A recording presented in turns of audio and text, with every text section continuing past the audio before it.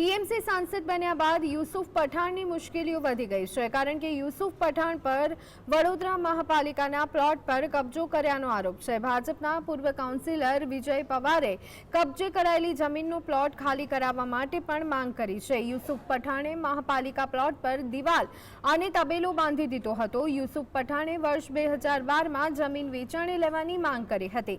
મહાપાલિકાની સામાન્ય સભામાં સર્વાનુમતે આ દરખાસ્ત મંજૂર પણ કરાઈ હતી। તેમજ પ્રતિ ચોરસ મીટરે 57,270ના પ્રીમિયમથી જમીન ફાળવવામાં આવી હતી। જો કે વર્ષ 2014માં જ શહેરી વિકાસ મંત્રાલય દ્વારા દરખાસ્ત નામંજૂર કરવામાં આવી હતી।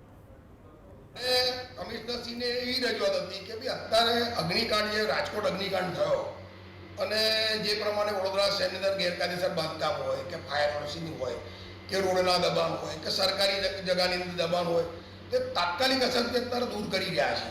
તો આ પ્લોટ આપણો સરકારનો છે, તો આને બી તાત્કાલિક અસરથી આ પ્લોટ કબજામાં લઈ લેવો જોઈએ, એનું જે દબાણ હોય તે દૂર કરી લેવું જોઈએ। આવી મારી